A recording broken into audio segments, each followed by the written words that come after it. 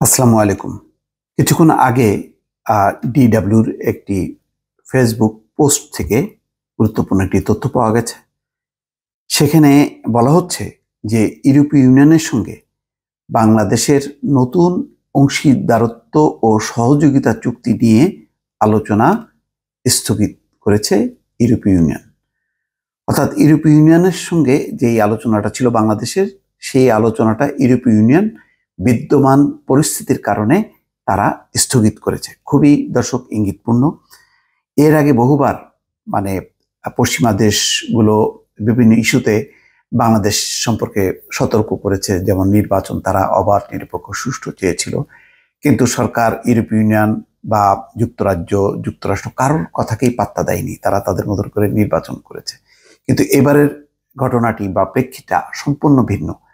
যেহেতু নিরস্ত্র সাধারণ শিক্ষার্থী জনতার উপরে সরকারের বিভিন্ন বাহিনী গুলি চালিয়েছে এবং 2 শতাধিকের উপরে মানুষ মারা গেছে, হতাহত হয়েছে অসংখ্য। এই ঘটনার পর পশ্চিমা দেশগুলো কিন্তু নতুন একটি অবস্থান নিতে শুরু করেছে। ইতিমধ্যেই বলেছে যে দেখামাত্র গুলির নির্দেশে তীব্র নিন্দা করেছে ইউরোপীয় ইউনিয়ন এবং এই ধরনের হত্যাকাণ্ড এবং এই ধরনের দমন পীড়নের ব্যাপারে মার্কিন যুক্তরাষ্ট্র, জাতিসংঘ সহ নানান আন্তর্জাতিক মহল তীব্রভাবে প্রতিবাদ করেছে এবং তাদের দেশের অভ্যন্তরেও আলোচনা হচ্ছে। খবরটা হচ্ছে এরকম, বাংলাদেশের সঙ্গে নতুন অংশীদারত্ব ও সহযোগিতার চুক্তি নিয়ে আলোচনা স্থগিত করেছে ইউরোপীয় ইউনিয়ন।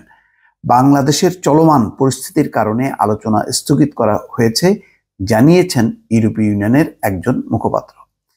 আচ্ছা, কি ছিল সেটি? সেটি হচ্ছে বাংলাদেশ ও ইউরোপীয় ইউনিয়নের মধ্যে পারস্পরিক সম্পর্ক আরও সম্প্রসারণ ও বিকাশের লক্ষ্যে গত বছরের 25শে অক্টোবর নতুন ইইউ বাংলাদেশ অংশীদারত্ব ও সহযোগিতা চুক্তির বিষয়ে আলোচনা শুরুর সিদ্ধান্ত হয়। ব্রাসেলসে অনুষ্ঠিত ওই অনুষ্ঠানে প্রধানমন্ত্রী শেখ হাসিনা ও ইউরোপীয় ইউনিয়ন কমিশনের প্রেসিডেন্ট উপস্থিত ছিলেন। অর্থাৎ প্রধানমন্ত্রীর উপস্থিতিতে এরকম একটি সিদ্ধান্ত হয় গত বছরের 25শে অক্টোবর। আচ্ছা, ওই অনুষ্ঠানে বাংলাদেশের বিদ্যুৎ খাতে নবায়নযোগ্য জ্বালানি প্রকল্পে 40 কোটি ইউরো অর্থায়নের লক্ষ্যে ইউরোপীয় বিনিয়োগ ব্যাংক ও বাংলাদেশ সরকারের মধ্যে একটি চুক্তি সই হয়।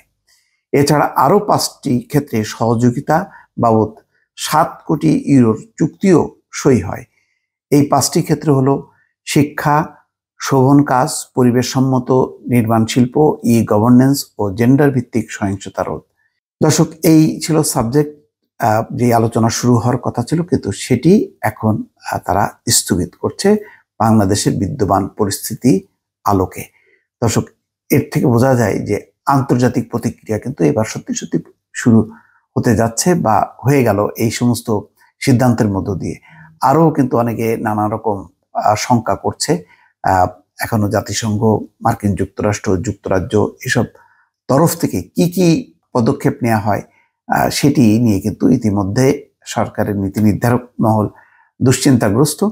কিন্তু তারা এখনো বিষয়টি অনুধাবন করে পরিস্থিতিটাকে একেবারেই যে নিয়ন্ত্রণে এনে রাজনৈতিকভাবে মীমাংসা করা, সেই দিকে যাচ্ছে না, বরং জামাতকে নিষিদ্ধ করার মধ্য দিয়ে আবার নতুন একটি রাজনৈতিক সংকট সামনে নিয়ে এসে তারা নিজেদের আত্মরক্ষার একটি চেষ্টা করছে, যা বুমেরাং হওয়ার সম্ভাবনা বা আশঙ্কা রয়েছে। দর্শক, ভালো থাকবেন। আল্লাহ হাফেজ।